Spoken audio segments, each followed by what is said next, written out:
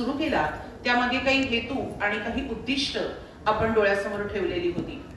विद्यार्थ्यांच्या सुप्त कलागुणांना वाव देण्यासाठी, त्यांना व्यक्त होण्यासाठी ही योजना आपण तयार केलेली होती आणि त्यामागे काही उद्दिष्ट डोळ्यासमोर ठेवलेली आहेत.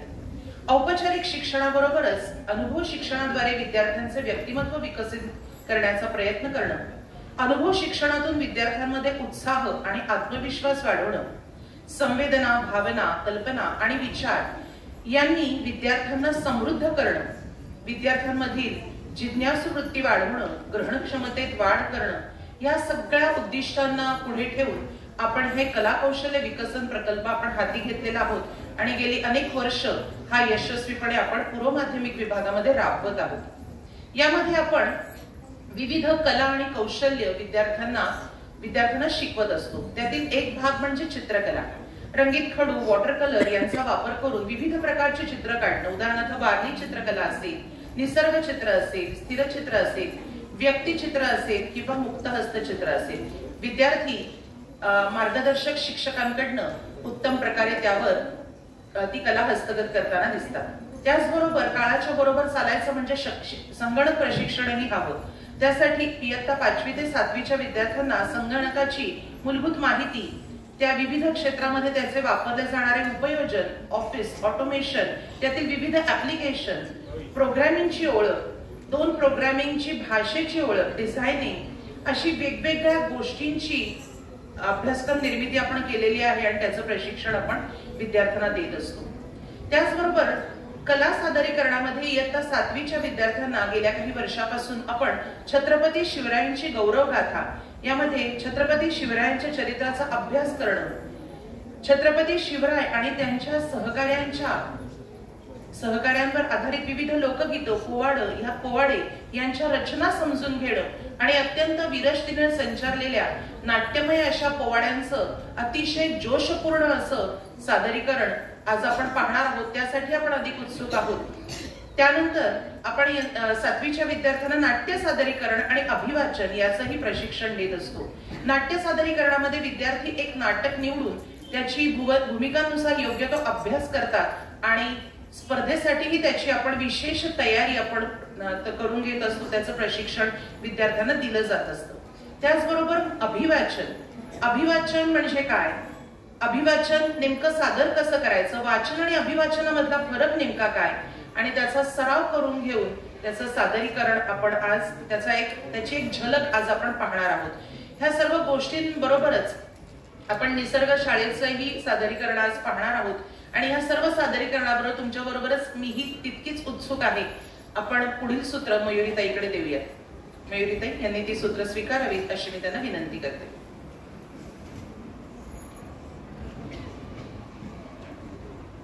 धन्यवाद ताई. सर्वप्रथम कवितेतल्या मुलींना मी स्टेजवर याची विनंती करते.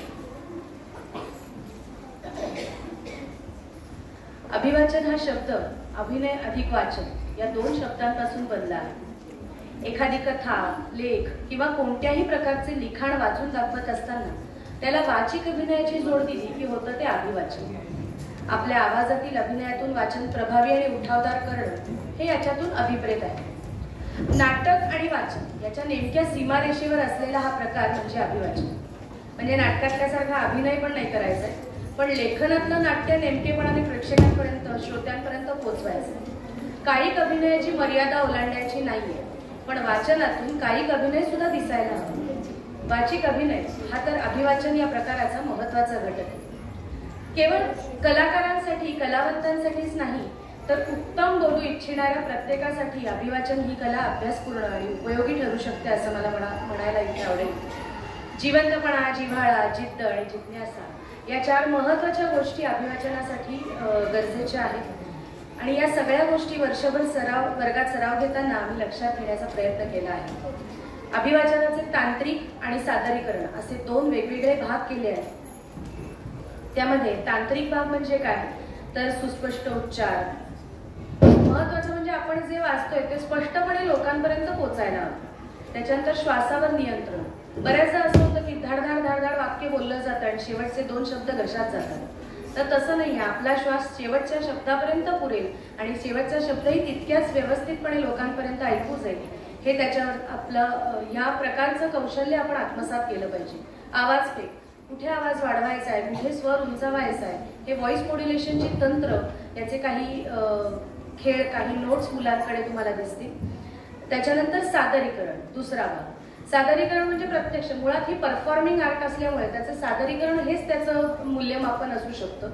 तर सादरीकरणात कशा कशाचा विचार करायचा, तर भावनांचा विचार, विरामचिन्हांचा योग्य विचार. बऱ्याचदा असं होतं की पूर्णविराम विसरला जातो आणि धाड धाड धाड वाक्य वापरलं जातं, वाचलं जातं. तर ह्या सगळ्या गोष्टींचा ताळमेळ सांभाळत आपल्याला अभिवाचन ही मुलं तुमच्यासमोर सादर करणार आहेत. सर्वप्रथम सादर होत आहे कविता. 2 कवितांची आम्ही निवड केली आहे. याच्यातली एक कविता आपल्यातल्या म्हणजे आपल्या आधीच्या पिढीला सुद्धा नॉस्टॅल्जिक करणारी आहे, जी सगळ्यांची आवडती आहे पण थोडीशी विस्मृतीत गेलेली आहे आणि ती या निमित्ताने मुलांसमोर आणायचा प्रयत्न केला आहे. सादर कर. माईक चेक कर. हॅलो म्हणा. Hello hello hello. 1 2 3 स्टार्ट. सादर करीत आहोत कविता आजीचे घड्याळ, कवी केशव कुमार. आजीच्या जवळी घड्याळ कसले आहे चमत्कारिक, देई ठेवले कुठे अजून हे नाही कुणा ठाऊक. त्याची टिकटिक चालते न कधीही आहे मुके वाटते, किल्ली देईन त्यास ती कधीतरी ते सारखे चालते. अभ्यासास उठीव आज मजला आजी पहाटे तरी, जेव्हा मी तिचं सांगुनी निजतसे रात्री बिछाण्यावरी. 5:30 वाजतात न कुठे तो हाकळे नेमकी, काळा झांजर जाहले अरवला तो कोमळा उठकी. ताईची करण्यास जम्मत तसे बाबू सवे भांडता, जाई संपुनियास कारण मुळी पत्ता कधी लागता. आली ओटीवरी उने बघ म्हणे आजी 10 वाजले, जा लवकर कानी तो घनघना घंटा ध्वनी आदळे. खेळाच्या अगदी भरात गडुनी जाता आम्ही अंगणी, केव्हा तिची साजते न समजे आजी परी आतुनी. बोरे खेळ पुरे घरात परता झाली दिवा लागण, ओळीने बसुनी म्हणा परवचा ओटीवरी येऊन. आजीला बिलगून ऐकत बसू जेव्हा भूतांच्या कथा, जाई झोप उडून रात किती हो ध्यानी नये ऐकता.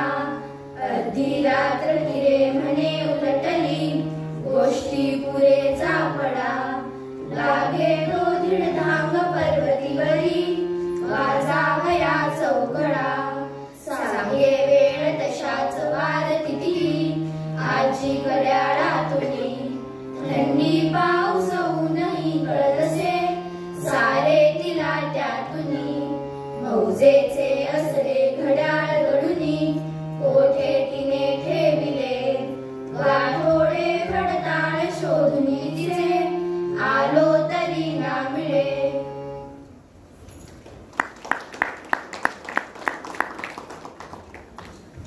सादर करीत आहोत कविता पैठणी, कवयित्री शांताबाई शेळके.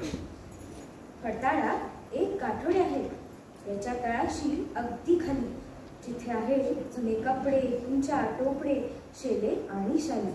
त्यातच घडी करून जपून ठेवलेली एक पैठणी, नारळी पदर, जरी चौखडी, रंग तिचा सुंदर धानी. माझी आजी लग्नामध्ये ही पैठणी नेसली होती, माझी आजी लग्नामध्ये ही पैठणी नेसली होती. पडली होती साऱ्यांच्या पाया हाच पदर धरून हाती. पैठणीच्या अवतीभोवती दरवळणारा सूक्ष्म वास, ओळखीची अनोळखीची जाणीव गूढ आहे त्याच. दूध कापून उदबत्त्यातून जळत गेले किती श्रावण, पैठणीने आज जपले तन एकमत. खस हिन्यात नापली बोटे पैठणीला कधी केव्हा पुसली, शेवटतीची चमेलीची फारच पदर आणून हसली. वर्षामागून वर्षे गेली. संसाराचा सराव झाला. नवा कोरा कडक पोत एक मऊपणा आला.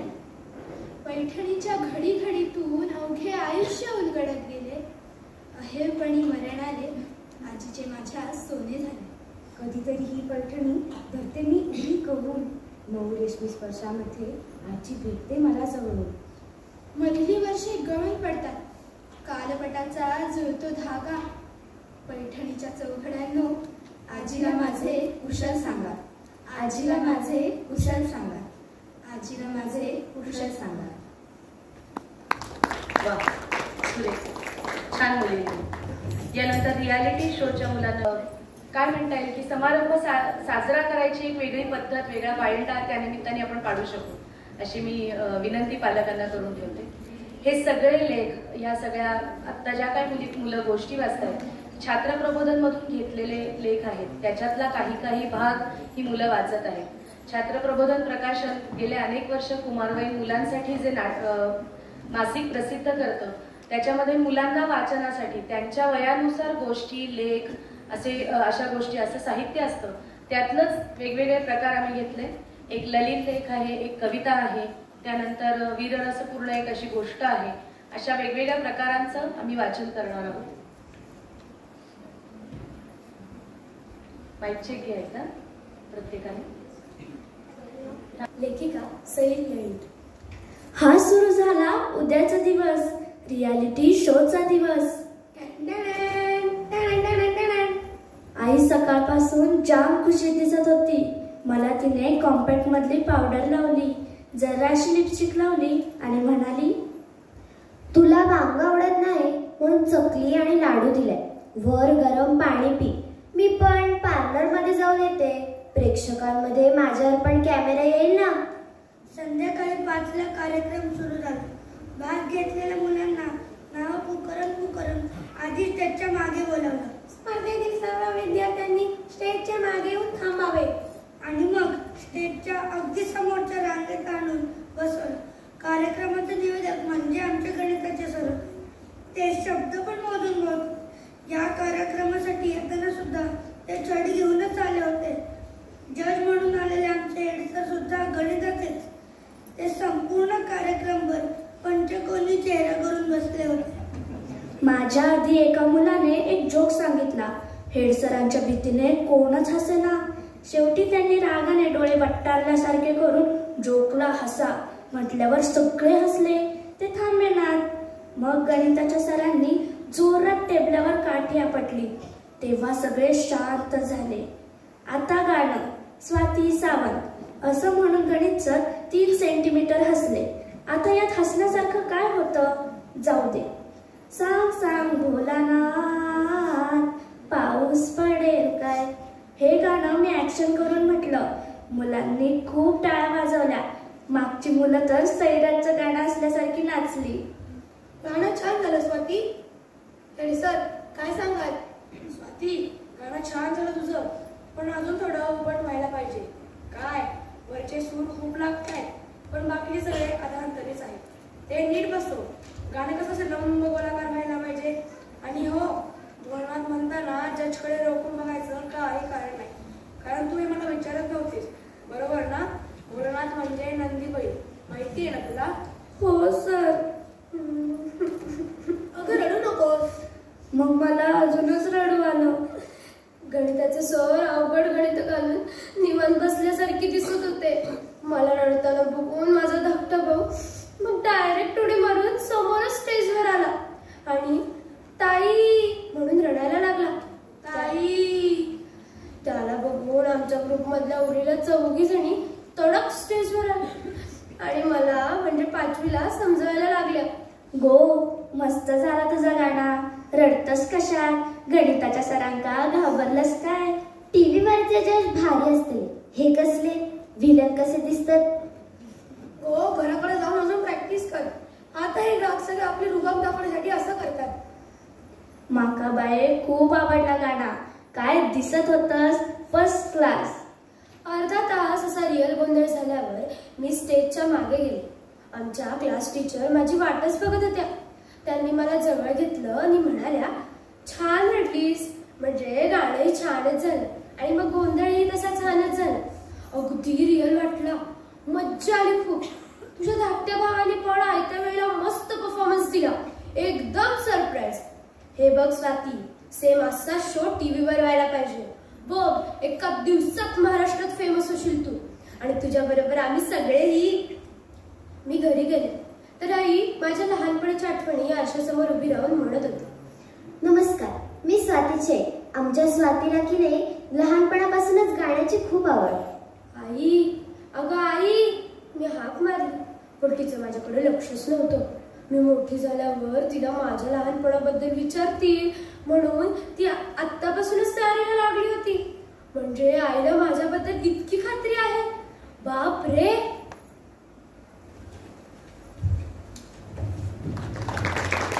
एकदा या मुलांसाठी टाळ्या व्हायला पाहिजे. की आतून इच्छा होणं हे महत्वाचं आहे. नंतर पुढे ती करतील नाही करतील, पण आतली इच्छा परता कामा नये, हे आपल्याला या ठिकाणी मला फार आनंद वाटतोय सांगायला. एकदा माईक चेक कर.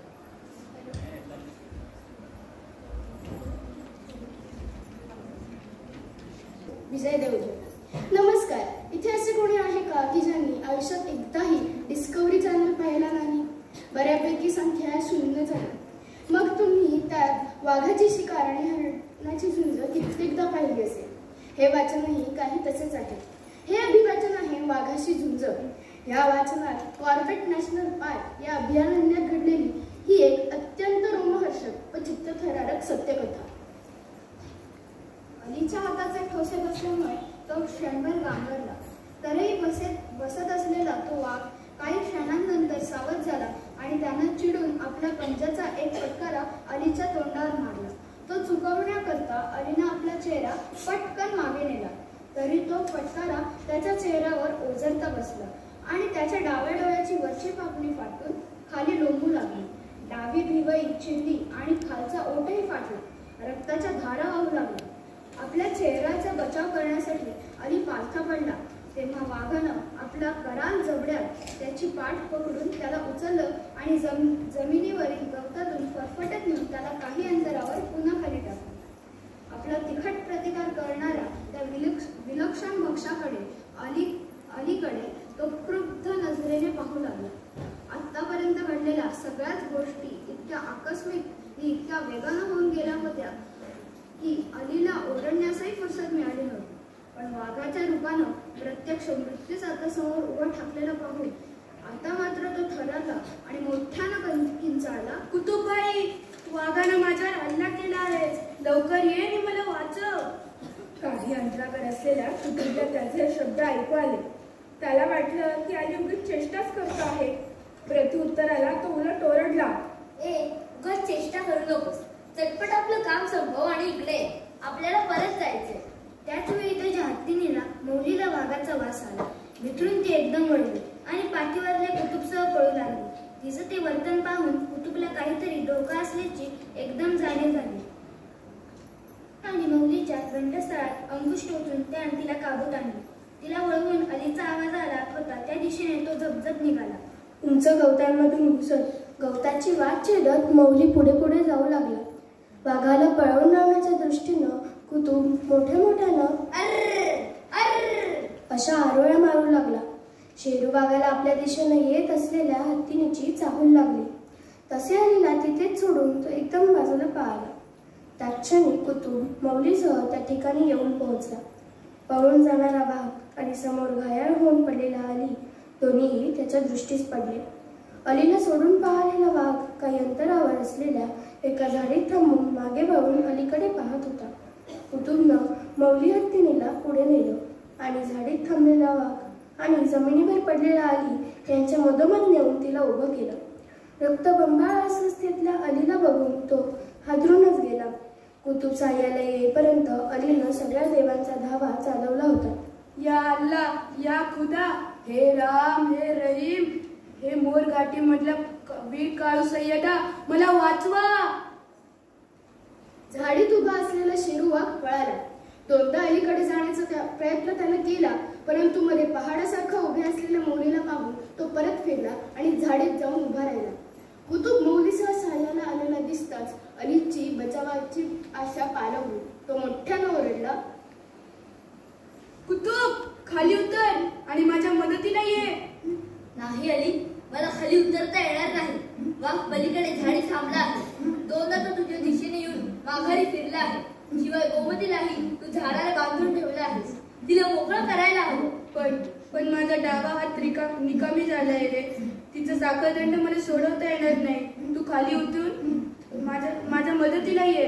नाही अली, मी खाली उतरलो तर वाघ माझ्या हल्ला करेल. आपण दोघंही मरू. गोमतीला सोडवण्याचं काम तुलाच केलं पाहिजे. थोडी हिंमत धर. तोवर मी मौलीला मध्ये घालून वाघाला थोपवतो. मी जखमी झालोय रे, भयंकर जखमी झालोय. मला हालचाल करता येत नाही. तू म्हणतोस ते मला जमणार नाही. जमलंच पाहिजे. तुला ते केलंच पाहिजे अली. जरा हिंमत धर. वाघ चौकायला आहे, पण त्याला मी थोपवून धरतो. तोवर तू गोमतीपर्यंत कसंही करून पोच. तू म्हणत होता ते खरंच होतं. पक्षात आवडीतून निसटल्यामुळे वाघ झाडीत रागानं गुरगुरत जागच्या जागी येर झाल्या घालीत होता.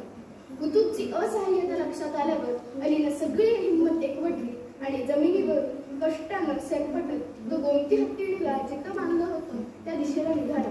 त्याला आडोसा देत कुतुब मौली हत्तीसह पुढे पुढे सरकू लागला. काही अंतरावर वाघही त्यांना समांतर झाडीतून जाऊ लागला. मधल्या अडथळ्यामुळे त्याला अलीपर्यंत जाता येत नव्हते, म्हणून तो खवळला होता. अखेरीस खुरडत सरपटत अली कसा तरी गोमतीला बांधून ठेवलं होतं त्या झाडाच्या बुंद्यापाशी पोहोचला. शाबूत असलेल्या उजव्या हातानं साखळदंडाची गाठ तो सोडू लागला. कराव्या लागणाऱ्या प्रत्येक हालचालीनिशी त्याच्या सबंध देहामधून वेदनांचे आगडो मुसळत होते. पण पोट घट्ट मिळून त्या सहन करत प्रयत्नाची पराकाष्ठा करून त्यानं तो साखळदंड सोडवला.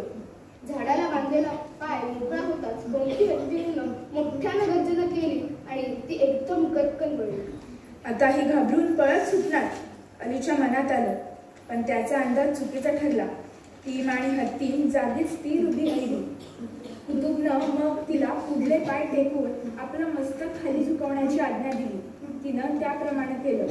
अलीनं तिला शिकवलं होतं त्यापेक्षाही जितकं जास्त खाली झुकता येईल तितकं ती झुकली. मग अली सरपटत खुर्दत तिच्या सोंडेपाशी पोहोचला. तिच्या सोंडेला पायाने अडी मार. कुतुब अलीला म्हणाला. अलीनं तसं तेव्हा केलं. त्या हुशार हत्तीनं सोंड वर उचलून मागं नेत एका लहान मुलाप्रमाणे त्याला आपल्या पाठीवर अगदी अलगद ठेवलं. गोमती आणि मौली या दोन्ही हत्तींनी मग वळाल्या आणि ढिगाऱ्याच्या दिशेने झपझप चालत निघाल्या. ते पाहून इतक्या वेळानंतर प्रथमच शेरू वाघानं प्रचंड डरकाळी फोडली. त्याची ती डरकाळी यास म्हणतात मोठ्यानं गोमती. गोमतीच्या पाठीवर असलेल्या अलीच्या देहामधून रक्तस्त्राव होत होता. त्यामुळे रक्ताची रेख गोमतीच्या पाठोपाठ जमिनीवरल्या गवतातून उमटत चालली होती.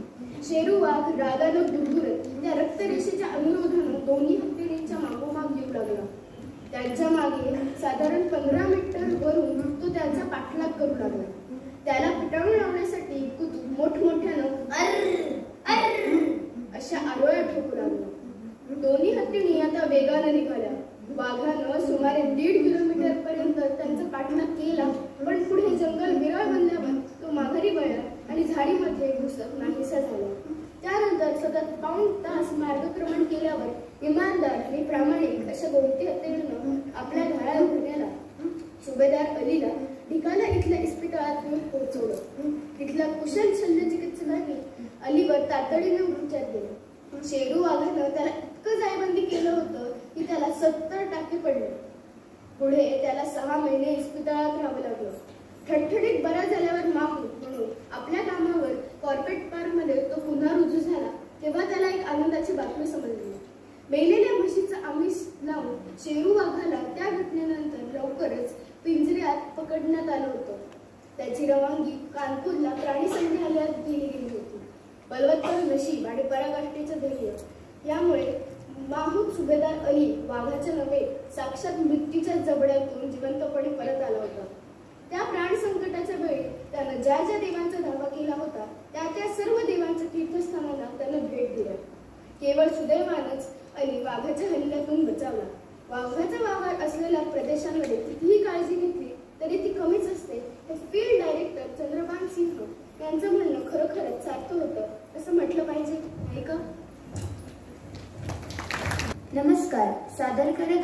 नाटिका झू, लेखक योगेश सोमण. अरे ते बघ, सिंहाचं पिल्लू. अरे वेड्या, त्याला सिंहाचा छावा म्हणतात, सिंहाचा छावा. असू दे रे, फोटो काढूयात ना आपण. आणि बघ ना, ते किती छान पोचच देत आहे. बंड्या बंड्या, आत ये चल, पिंजऱ्यात ये अगोदर. ऐकतोय का बघा, लक्ष सुद्धा देत नाहीये तुमच्याकडं. बंड्या आत ये. ही माणसं तरी मेली किती लुबरट आहेत. जा म्हणावं आता. पण बंड्याला कळायला नको का त्यांना आपल्या तालावर नाचवायचं की आपण त्यांच्या. बघा बघा, लोळतोय काय, शेपटीचा झुपका काय नाचवतोय. फोटो काढ. हे तुझे लाड नडले. एखादा पंजा मार म्हणलं की तू लगेच म्हणतेस नको, नवसाचा झालाय. मग खरंच आहे ते. प्राणी संग्रहालयात जन्मलेला पहिला सिंह आहे आपला बंड्या. तेही खरंच म्हणा. त्यावेळी किती फोटो आले होते पेपरात छापून, टीव्हीवर सुद्धा दाखवलं होतं. आपली मुलाखतही घेतली होती. त्यावेळी काय म्हणाला होता तो तुम्ही? मी म्हणालो होतो याला जंगलात सोडा, छान वाढू द्या. पण कसलं काय, डरकाळ्या मारतोय सिंह, डरकाळ्या मारतोय असं म्हणून कॅमेरा टाकून पळत सुटले. आता सिंह डरकाळ्या नाही मारणार तर काय छय्या गाण्यावर नाचणार की काय? नाचवतील. सरकशीत नाही काही माणसं वेडी वाकडी कामं करून घेत आपल्याकडून. हो ना, ते पलीकडच्या पिंजऱ्यात नव्याने आलेले भाऊसाहेब सांगत होते. सरकशीतून रिटायर होऊन आलेत ना. रिटायर्ड कसलं, जखमी होऊन आलेत. आधी काम करून घेतलं रिंग मास्टरनी, आता खुर्चीवरून खाली काय पडले, पायच मोडला. अगं बाई, मग काय, काही कामाचा नाही राहिला म्हणून आता इथं आणून टाकलाय. अरे रे रे, आपल्याला जेवायला तरी भरपेट देतात, हे नशीबच ना. पण तुम्हाला असं पिंजऱ्यात आवडतं? मला तर बाई ते जुने दिवस आठवून अस्वस्थ व्हायला होतं. खरंय तुझं. मी असा चालायला लागलो की सगळं जंगल सावध होऊन मुजरा करायचं. मग राजे होता तुम्ही. काय ती तुमची आयाळ, तुमची नजर, तुमची उंची, छाती कशी रोखदार होती. नाहीतर आता आम्ही नावाचे राजगणे, पिंजऱ्यातून बाहेरच्या पाठीवर. अरे सिंह शेक हँड करतोय. आता मात्र फार झालं बंड्याचं. पिंजऱ्याबाहेर हात काढून शेक हँड करतोय त्यांना. आत बोलव त्याला, नाहीतर तोंडात कान धरून ओढत आण. लगेच आणते आता. तुम्हीही ओरडा त्याला, फार राडवलाय तो. हे काय गाई, कशाला आत आणलंस? मग काय रात्रभर बाहेरच राहणार होतास? छान खेळत होतो ना त्यांच्या बरोबर. किती प्रेम करतात सगळे माझ्यावर. बंड्या, तू खेळत नव्हतास, त्यांनी तुझा खेळ मांडलाय. कुणी? माणसांनी. तुला इथं पिंजऱ्यात ठेवलंय, जणू प्रदर्शनच. त्यांना तू आवडतो म्हणून ते तुझ्याशी खेळतात. पण बाबा, मलाही आवडतं त्यांच्याशी खेळायला. त्यांनी माझे फोटो काढले, मला पॉपकॉर्न दिलं. काय दिलं? पॉपकॉर्न. भिकारी आहेस का गधड्या, हे असले फुसक्या लाया खातोस. अरे जंगलचा राजा आहेस तू, जंगलचा राजा. पण इथे जंगल कुठे आहे? जंगल नसलं म्हणून काय झालं, आपण राजेच राहणार. पण बाबा सुद्धा माणसांनीच दिलेलं खातात ना, मग ते पण. आता मात्र जिभेला मारीन आम्ही. बाबांना भिकारी म्हणेपर्यंत मजल केली तुझी. इतकी माणसं जवळची वाटायला लागली तुला. सॉरी म्हण बाबांना. सॉरी बाबा, पण मला सांगा ना, आता आपण राजे कुठे राहिलो? तुमची डरकाळी सुद्धा पूर्वीसारखी राहिली नाही. पूर्वी उठल्या उठल्या आवाज दिलात की सगळी बाग खडबडून जागी व्हायची. आता गवतातला फुलपाखरू सुद्धा उडत नाही. सांगता असं काय झालं आपलं? खरंय पोरं, या माणसांनी आपल्याला 10 फुटाच्या पिंजऱ्यात करून आणि आपलं राजे पण नष्ट करायला सुरुवात केली. अरे मी 2-2 डोंगर चढून उतरायचो जंगलात. आता एका ढांगेत या भिंतीपासून त्या भिंतीपर्यंत हातपाय आखडून टाकले तरी या माणसांनी.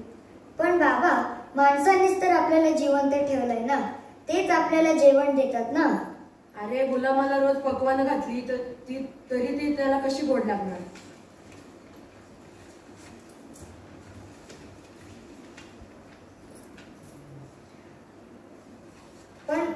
पण मला इथलं जेवण खूप आवडतं. शिवाय ही बाहेरची माणसं रोज रोज मला काय काय खाऊ देतात. चुरमुरे, पॉपकॉर्न, शेंगा. मी जातो बाहेर, बाय. बंड्या बाहेर जाऊ नकोस. पण हा असा कसा झालाय? कारण त्याचा जन्म जंगलात झाला नाही. जंगलची मोकळी हवा छातीत भरून तो बागडला नाही. तो माणसांच्या उपकारांवरच वाढला. माणसांनी त्याला स्वतःच्या करमणुकीसाठी विदूषक बनवलाय. विदूषक. बघ कसा नाचतोय. माणसांनी फेकलेले पदार्थ कसे हवरटासारखे खातोय.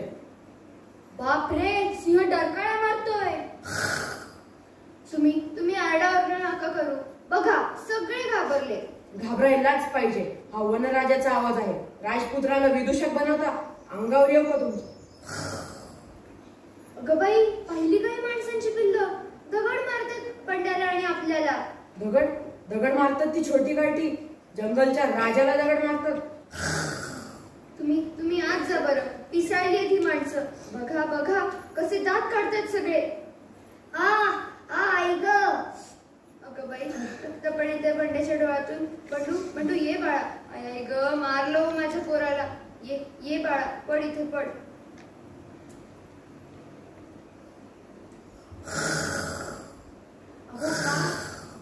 अहो का उगीच ओरडताय? ओरडतोय म्हणजे या झूच्या डॉक्टराला उठवतोय. तो उठणार आहे का? उठायलाच पाहिजे. डॉक्टर उठा. माझ्या पोराचा डोळ्याला दगड लागला. डॉक्टर. चांगली करमणूक करून घेतली या माणसांनी आणि माझ्या छाव्याचा डोळा पडला.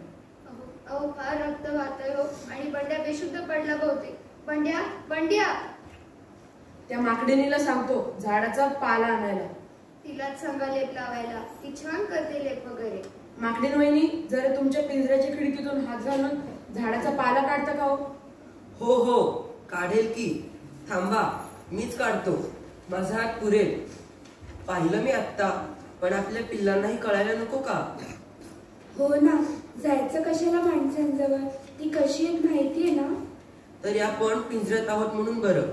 बाहेर असतो तर उपाशी पोटी खेळ करायला लागला असता. खरंच. अहो महाराज, तुमची प्रजा सध्या फार हालअपेष्टा सहन करते. अस्वलगाला बिचारी गेल्या महिन्यात आले इथे. तेव्हा आज मरतात का उद्या मरतात अशी अवस्था होती त्यांची. काय सांगता? विचारा की त्यांनाच. काय रे अस्वल दादा, काय झालं तुला? फार वाईट अनुभव घेतला मी या माणसांचा. नाकातून दोरी घालून गाव फिरवायचा मला तो म्हातारी. आणि काय करायचं? पैसे नाही जमले तर माझे केस तोडून विकायचा. ग, केस तोडायचा का? काय सांगू महाराणी, माझे केस मध्ये लाभदायक असतात म्हणून श्रद्धेने तायतात घालायची माणसं. पाठीवरचे पुंजके काढले हो. जखम झाली होती.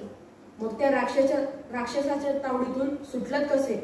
एकदा एका गावात खेळ करता करता चक्कर येऊन पडलो. मग तेव्हा एका प्राण्याच्या डॉक्टरांनी हे पाहिलं आणि मदाराकडून विकत घेऊन मला इथं आणलं. तर इथं वेगळीच तरह. इथं काय झालं? बरेच दिवस लागणारी औषधच इथे नव्हती. माझा पिंजरा नीट धुतला जात नाही. सगळीकडे नुसती घाण येते. इथल्यापेक्षा मदाऱ्याकडे बरं असं वाटायला लागलंय. खरंय दादा, खरंय तुमचं. अहो, जंगलात रोजची ताजी शिकार करायची सवय आम्हाला. इथं 2-2 दिवसाचं शिळ मांस देतात. ते सुद्धा आजकाल कमीच असतं. अहो महाराज, आपले पिंजरे धुवायला नेमलेत ना. ती चोरून येतात तुमचं अन्न. काय सांगता महाराज? तुम्ही काहीतरी केलं पाहिजे यासाठी. नका म्हणू मला महाराज. मी कसला महाराज? ज्याला स्वतःच्या छाव्याचं रक्षण करता येत नाही तो कसला वनराज? तो काय प्रजेचं पालन करणार? आम्ही जंगलचे राजे फक्त या माणसांच्या पुस्तकातून राहिलो. लेप झालाय, लावू का? लावू बाई पटकन. बरं वाटेल ना ग बंड्याला? नक्की वाटेल. मागे आमच्या पिंट्याची शेपूट तुटली होती ना, तेव्हा याच पानांचा लेप लावला होता. हो बाई, ते आठवलं तरी अंगावर काटा येतो. रात्रभर खेकाटत होता पिंट्या. अहो, दुखत होतं बिचाऱ्याला. कसा चाप ओढल्यासारखा अडकला होता दारात. आणि बघणारे टाळ्या वाजवत होते. माणसं दुसरं काय करणार? आणि माकडांनी काहीही केलं तरी हसायचं असा नियमच आहे ना. अरे, एका पिल्लाची शेपूट अडकलीये, ते रडतंय. त्याची शेपटी तुटलीये, त्याच्याही डोळ्यातून पाणी काढतीये. त्याची कशाची जाणीव नाही. हे फक्त टाळ्या वाजवणार. अहो, त्यांना जाणीव असती तर असं आपल्यातलं अन्न चोरलं नसतं. नशीब अन्नच चोरतात. वाघांची नख आणि हत्तीचे दात नाही काढून नेत. काही माहीत नेतही असतील. नाही, आता या माणसांना सांगून विनंती करून काही उपयोग नाही. आपणच काहीतरी पावलं उचलली पाहिजे. पण आपण असे पिंजऱ्यात काय करू शकणार? खरंय महाराणी म्हणतात ते. आणि समजा आता महाराज तुम्ही बाहेर पडलात तरी आता तुमच्यात ती शिकार करायची ताकद राहिली का? खरंय तुम्ही म्हणतात. आपल्याला या पिंजऱ्यात जगडून एक प्रकारचं मरणच दिलंय माझं. पण आपली पिल्लं अशीच पिंजऱ्यात राहिली तर तीही अशीच मरतील. माकडा, अस्वला, काहीतरी शक्कल लढवा. आपल्या पिल्लांना इथून बाहेर काढलंच पाहिजे. महाराज, पण बाहेर काढून आपली पिल्लं जाणार कुठं? एखाद्या अभयारण्यात जाऊ दे. तिथं आपल्या जंगलासारखं वातावरण ठेवलंय माणसांनी आणि तिथं आपण मोकळं असतो आणि माणसे पिंजऱ्यातून बघायला येतात आपल्याला. अगं बाई, हो का? मी समजावून सांगित पत्ता पोरांना. हो, पण पोरांना इथून बाहेर कसं काढायचं? माझ्या डोक्यात एक कल्पना आहे ना. आपण काम करू. आता मी आणि महाराणी पिंजऱ्यात जोरजोरात ओरडायला लागतो. अस्वला, तूही जोरजोरात चित्कार कर. आपण ओरडून बाकीच्या पिंजऱ्यातल्या प्राण्यांना सांगू की सगळ्यांनी आपापली पिल्लं तयार ठेवा. सिंहाचा बंड्या आणि माकडाचा पिंटू त्यांना घेऊन जंगलात जाणार आहे. बंड्या आता शुद्धीवर पण आला. लेपाने चांगलाच परिणाम केला आहे. विशेषतः वाघाच्या बछड्याला सांगा, फार आगाऊ आहे. आता आगाऊपणा करायला वेळ नाही म्हणा. आता सगळे एक झालो पाहिजे हेही सांग. अस्वला, तू या दोन्ही पोरांना नकाशा समजावून सांग. चल माकडा, तू तुझं काम सुरू कर. दवंडी पेटायला सुरुवात कर. चल ग, आपण ओरडू. आपण ओरडायचं काय पण? अगं, आपण काहीही बोललो तरी त्यांना ओरडणंच वाटणार. चल गाणं म्हण. अगं बाई, गाणं कोणतं ते? म्हण. शेपटीवाल्या प्राण्यांची भरली होती सभा. शेपटीवाल्या प्राण्यांची भरली होती सभा. शेपटीवाल्या प्राण्यांची भरली होती सभा. हे पाबंड्या, पिंजऱ्यातून जा. बाहेर पडल्यावर या रस्त्याने तुला अभयारण्यात जायचंय. हा रस्ता नीट लक्षात ठेव. ऐका हो ऐका, ऐका हो ऐका. सिंह महाराजांचा नवा हुकूम ऐका. महाराजांनी सर्व प्राणी मात्रांच्या हितासाठी नवीन फरमान काढलं आहे. आपल्याला आपली प्राणीजात जिवंत राहावीशी वाटत असेल तर प्रत्येक प्राणी आईने आपल्या मनावर दगड ठेवून महाराजांच्या आज्ञेचे पालन करावे. महाराजांचा असा हुकूम आहे, सर्व प्राण्यांनी आपली पिल्लं बाहेर काढावी. सिंहाचा छावा आणि माकडाचा पिंट्या त्याचं नेतृत्व करतील आणि त्यांना अभयारण्यात दाखल केले जाईल. थोड्याच वेळात आमची पिल्ले पिंजऱ्याच्या किल्ल्या घेऊन येतील. तरी महाराजांच्या हुकुमाचे पालन करावे हो. शेपटीवाल्या प्राण्यांची भरली होती सभा. शेपटीवाल्या प्राण्यांची भरली होती सभा. हे गप्पा गप्पा, काय होतंय गडाबडा? आता तो किल्ली काढून दार उघडेल. माकडा, मी त्याला घाबरून कोपऱ्यात उभा करतो. तू त्याच्या हातून किल्ली काढून घे आणि पिल्लांना बाहेर काढ. ठीक आहे महाराज. सिंह अंगावर आला. हा हा, घाबरला. चल त्या कोपऱ्यात चल. बापरे, हे दूर हो. हे वाचवा वाचवा, मला वाचवा. ए चुप बस, गप बस एकदम. माकडा, किल्ल्या घे. हो महाराज. किल्ल्या पळवल्या. आता काय करणार? या माकडा, काठी घालू का डोक्यात? ए गप्तो का आता? अयो, मेलो मेलो. बाबा, आम्ही निघतो. जा बाळा. नकाशा नीट समजला? हो बाबा. जा, सगळ्यांना घेऊन जा. सगळ्यांची जबाबदारी तुझ्यावर आहे. आणि हे बघ, रस्त्यावर गेल्यावर उगीच कुणाची खोडी काढून कुणाला त्रास द्यायचा नाही. असं करायला आपण काही माणसं नाही. आणि हो, लहान मुलं असली तरी त्यांच्याशी खेळायला जाऊ नका. त्यांच्यापासून सावध राहा, कारण तीही आज ना उद्या मोठी होणार आहेत रे बाबांनो. आणि पुन्हा आम्हाला कधीही भेटायला येऊ नका. जा, पळा. तुम्हा सर्वांना शुभेच्छा. पळाले, प्राणी पळाले. अरे उठा. ए रम्या, राजा, अरे बघा, प्राणी पळाले. ए पळाले नाही, स्वतंत्र झाले. मन मुक्त झाले. आता माझा बंड्या खरा जंगलचा राजा होईल. शुभास्थे पंथानं. हे वेगळं जाणवेल तुम्हाला ऐकताना. चला सर.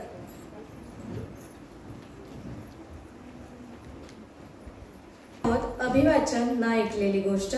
संहिता लेखन स्वाती राजे. आठ पाठ नगर होतं, लांब आणि रुंद. दिवसागणिक होत होतं आणखी लांब आणखी रुंद. नगरात राहत होते खूप लोक. खूपच खूप लोक. परवापेक्षा काल जास्त, कालच्या पेक्षा आज जास्त. सगळे लोक काम करणारे, खूपच खूप काम करणारे. सकाळी उठून भरभर आवरून कामाला जाणारे. कोणाशी बोलायला वेळ नाही, कोणाकडे पाहायला वेळ नाही, स्वतःशी हसायला पण वेळ नाही. ऑफिसात जायचं, काम करायचं, घरी यायचं, जेवायचं आणि झोपायचं. दुसऱ्या दिवशी सकाळी उठून भराभरा आवरून कामाला जायचं. चंदाच्या घरीही अगदी असंच. आई बाबा दोघं कामाला, चंदा आणि दादा शाळेला. आजी होती घरात, पण ती तिचं काम. चंदाही सकाळी उठून रिक्षाने शाळेत जायची. तेव्हा बाबा ऑफिसच्या गडबडीत आणि आई स्वयंपाकाच्या घाईत असायची. उजव्या हातानं भाजी फोडणीला टाकता टाकता डाव्या हातानं ती पोळी उलटायची. 2 पोळ्यांच्या मध्ये चंदासमोर गरम दुधाचा कप ठेवायची. चंदाला दूध नको असायचं. कधी कधी फार गरम वाटायचं तर कधी कधी फार गार. आई दुधात बोनविटाचा चमचा बुडवायची, पण मग चंदाला ते 2 घोट्यानंतर कडू लागायचं. कधी कधी आंबट, कधी कधी नुसतंच कसं तरी. मग चंदा नुसतंच कप गोल गोल फिरवत राहायची. तसं तिनं आजही केलं. बिस्किट खाऊन घेतलं. मग आई ओरडली की, चंदा अगं लवकर दूध पी, रिक्षा काका येतील. तेवढ्यात तिच्या हाताचा धक्का लागून दूध सगळं सांडून व्हायला लागलं टेबलवर. मग आलाच आईचा खूप खूप ओरडा पाठोपाठ. तो पोटभर खाताना रिक्षाचा हॉर्न वाजला. तशी दूध न पिता चंदा बसली रिक्षात. पण एक एक दिवस चुकीचं उगवल्यासारखाच. शॉर्टकटनं जाताना एका छोट्या गल्लीत रिक्षा पडली बंद. रिक्षा काका म्हणाले, उतरा पोरांनो, थांबा तिकडे पलीकडे. रिक्षा सुरू होईपर्यंत सगळे शेजारच्या बैठ्या घरापाशी थांबले. तर तिथे घराबाहेर एक गाय बांधली, काळी पांढरी. तिला एक छोटंसं वासरू, अगदी तिच्यासारखं. चिमचिम डोळ्यांचं, फडकवणाऱ्या कानांचं ते छानपैकी काहीतरी दूध पित होतं आणि गाय आपल्या बाळाला चाटत होती. तेवढ्यात घरातून आला एक गवळी, हातात स्टीलची एक छोटी बादली घेऊन. गायचं दूध काढायचं म्हणून. गायला ते मुळीच आवडलं नाही. तिनं खूप वेळा मान हलवली, शेवटी आणि पायपट झाडले. वासरू तिच्याकडे मिटमिट डोळ्यांनी बघणार. त्याचा चेहरा केविलवाणा आणि डोळ्यात दुःखाचे भाव. त्याचं पोट तर न भरलेलं, पण त्याच्या हक्काचं दूध गवळ्याच्या स्टीलच्या बादलीत. चंदाला कळलं की वासराच्या पोटात खूपच खूप भूक लागली. ओठाला जीभ फिरवत ते आपल्या आईकडे जायला बघत होतं. पण खांबाला बांधल्यामुळे दोरीचं हिसका बसून मध्येच जड पडत होतं. चंदाला वाटलं की वासराच्या डोळ्यातून आता पाणी आलं. चंदाला वाईट वाटायला लागलं. गाय ही बिचारी आता गप्प झाली. आपलं बाळ भुकेलं बघून गायला काय वाटत असेल. चंदाला एकदम आठवली सकाळी काम करणारी आपली आई आणि सांडून वाया गेलेला दुधाचा कप. खरं तर तेही दूध कोणातरी वासराच्या वाटणीचं. ते आपण वाया घालवलं. तिला असं मनात कसं तरी झालं. वासराकडे वाकून पाहत चंदा त्याला म्हणाली सॉरी, आणि तिला वाटलं की आता आपल्याच डोळ्यातून पाणी येणार. असं वाटता वाटता एक गोष्ट चंदाच्या भिजलेल्या डोळ्यातून हळूच चंदाच्या मनात उतरली. गोष्ट वासराची, दुधाची, त्याच्या भुकेची, फार दुःखाची. गोष्ट इतकी हलकी की पिसासारखी तरंगत मनापर्यंत पोहोचली. गोष्ट इतकी जड की शिशासारखी मनाच्या तळातच जाऊन बसली. चंदाचं मनही झालं जड, खूप खूप जड. डोकंही झालं जड, तिला काही सुचेना. छातीत झालं जड, तिला श्वास घेता येईना. पायही झाले जड, तिला तिथून हलवेना.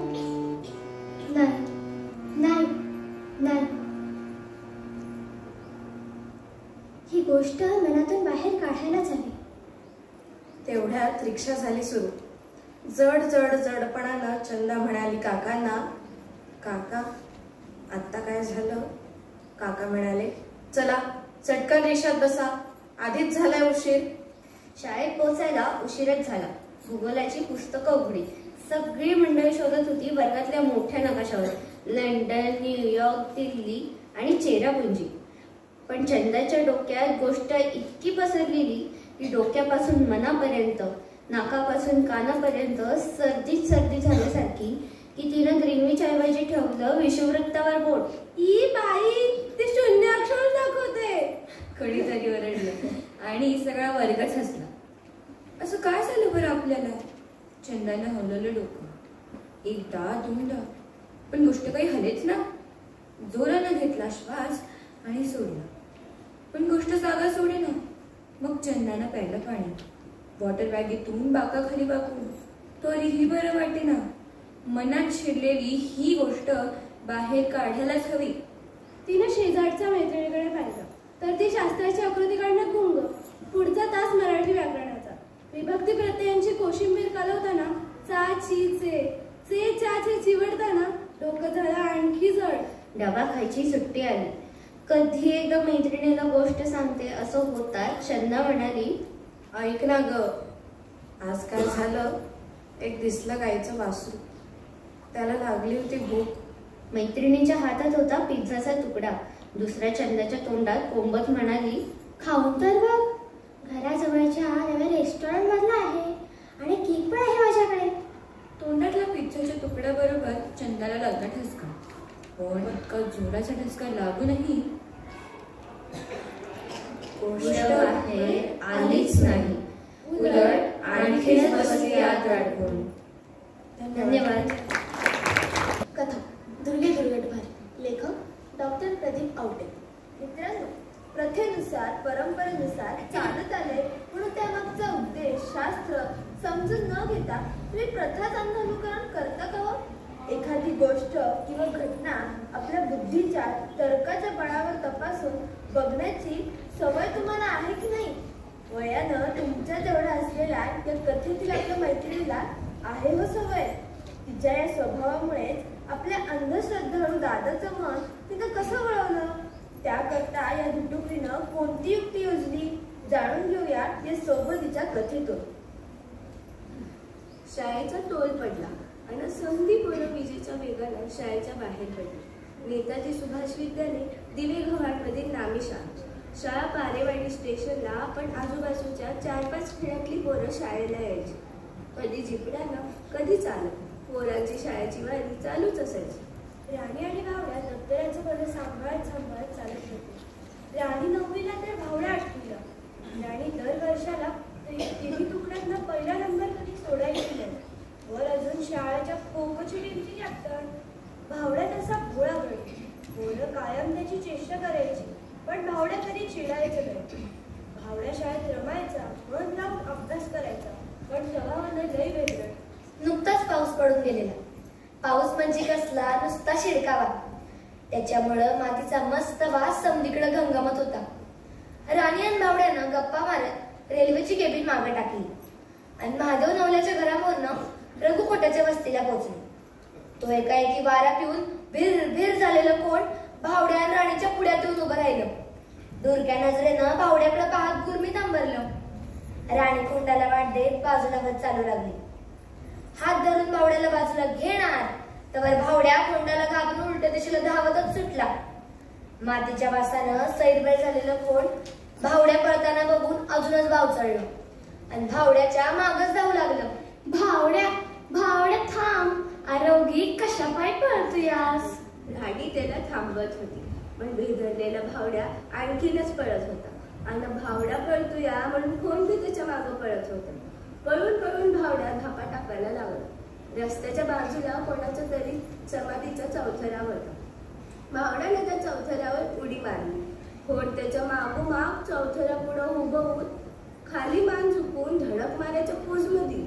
भावड्याला काय करावं ते सुचलं. त्यानं त्या चौथऱ्यावरच कोंडाला हात जोडलं आणि तो चक्क कोंडाशी बोलू लागला. एक डाव माफी दे, कुणी रस्त्यात अडवून येणार नाही.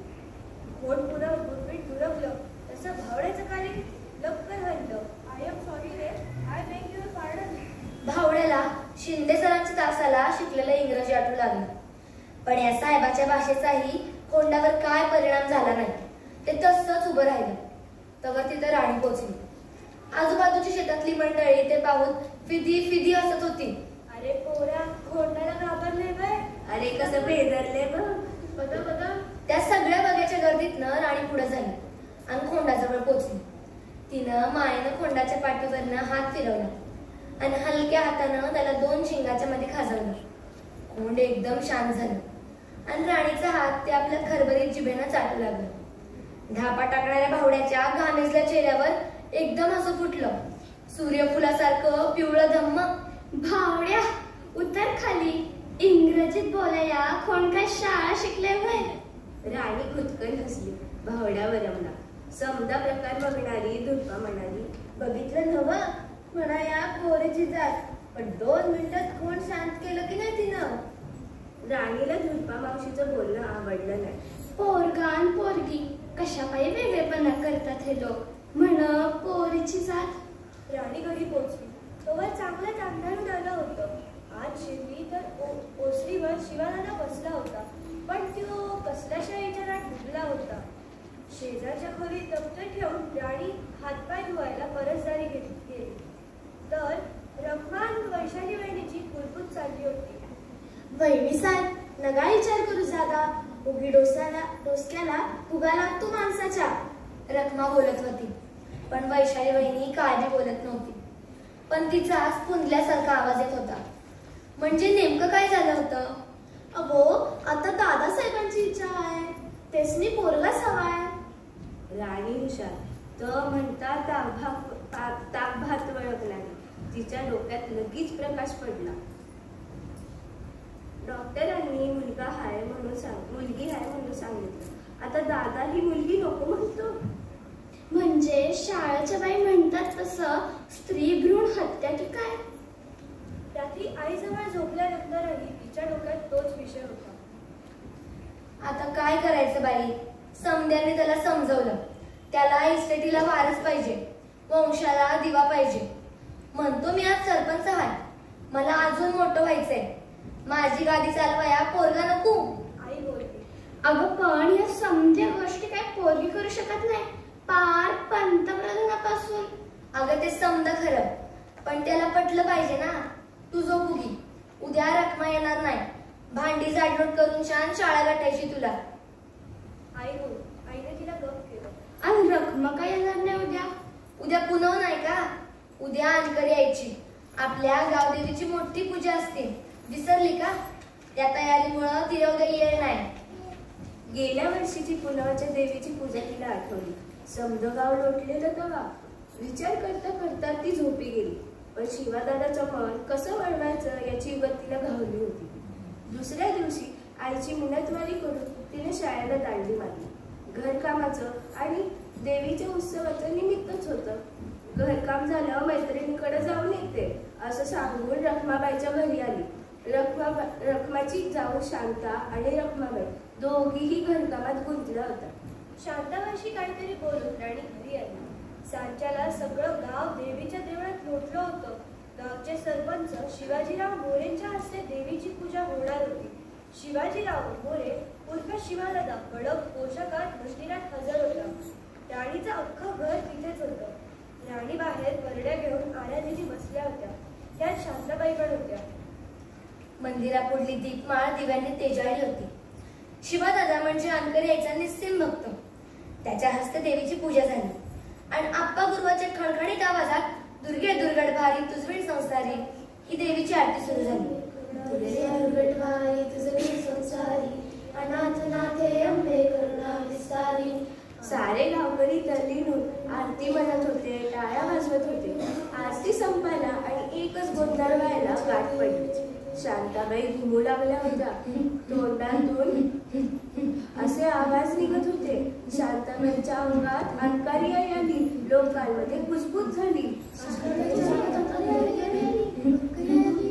पुजारी कुठे? पुजाऱ्याचा मुलगा कोणीतरी बोललं. राणी एका कोपऱ्यात हसत सारे पाहत होती. शांताबाई आता उभे राहून चांगल्या झुकू लागल्या होत्या. एखाद्या जादूसारखे सारे लोक भिडले होते. शांताबाईच्या पायाशी बसत पुजारी बोलले, आई बोल, काय म्हणणं आहे तुझं लेकरांनी? दुसरंच कोणी जर बोलावं तसं शांताबाई बोलल्या, लई गुदमरतोय माझा जीव. आई आई काय आज्ञा आहे? पुजारी बोलले, मी नवा जन्म घेणार आहे या गावात. समध्या गावकऱ्यांमध्ये कुजबूज झाली. आई ही वार्ता तर लय आनंदाची आहे. कुठं घेणार आहे नवा जन्म? पुजारी बोलले, माझ्या गाभाऱ्यापासून दक्षिणेकडं वडाखालच्या चौसपी वाड्या. शांताबाई कडाडल्या. लोकांनी शिवादादा एकदम पुढे झाला. त्याचा चेहरा थरथरत होता. डोळ्यात पाणी तरळत होते. आई, माझा तळ हातावर राहा, बोडामध्ये काळजी होईल तुझी. शिवादादा गदगदल्या आवाजात बोलला, आई शांत हो, सरपंचांनी शब्द दिलाय.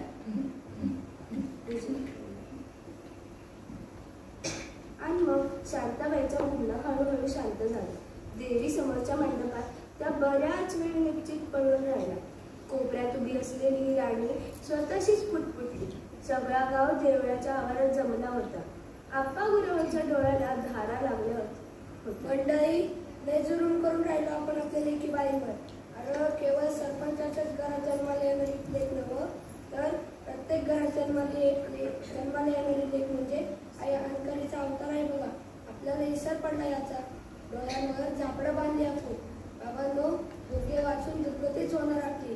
शाने व्हा बाबांनो, शाने व्हा. आप्पा गुरुवाचं बोलणं ऐकून राणीच्याही डोळ्याला धारा लागल्या. तिच्या खांद्यावर हात ठेवून शांताबाई उभ्या होत्या. राणीचा हात हळूच दाबत त्या म्हणाल्या, भलतीच नावे ठरली का आपली युगत? राणीच्या चेहऱ्यावर हसू होतं. पाऊस पडून गेल्यावर रानावर ऊन पडावं तसं. तेवढ्यात पांगड्या रक्तदीपनं आप्पा गुरव एकदम राणीच्या पुढ्यात येऊन उभे राहिले. राणी एकदम हवकलीच. तिला वाटलं, पण आप्पाच बोलले. पोरी, ऐकलंय मी सारं, ओळखलंय मी. लई उन्हाळ्या पावसाला पाहिजे या म्हातारी डोळ्याने. राणी एकदम गरमली. मला माफ करा आप्पा. ती कसं बोलली? शांताबाईंच्या अंगात देवी. ग कसलं अंग तेलं कसलं काय? तुझी श्रद्धा आहे सगळी. तरी पण कसलं पण लिपी, तू एक नंबरी काम केलेस बाई. अगं पोरालाच वंशाचा दिवा मानलं तरी काय आहे, तुझी श्रद्धाच की. राणीचा चेहरा हरकला. अगं राणीच्या वाटाला पायात काटा खोडल्यावर माणूस काय करतो या? जवळ नसुईला आजकाल. आप्पा हसत पुढे बोलले. बाबरीचा दुसरा टर्न काटा घेऊनच कोणी बी काढतो ना गं. पायात खोडलेला काटा, तू तरी दुसरं काय केलं? खरंच की. राणीच्या डोक्यात एकदम लोडशेडिंग संपल्यासारखं झालं. म्हणजे मी काट्यानं काटा काढला? ती मनात पुटपुटली. नाहीतर काय, तू एका खोल्या श्रद्धेने दुसरी श्रद्धा दूर केलीस. अख्ख्या गावाच्या खोल्या डोक्यात. आप्पाने तिच्या डोक्यावरनं मायेनं हात फिरवला आणि राणीला आभाळ ठेवलं झालं. धन्यवाद.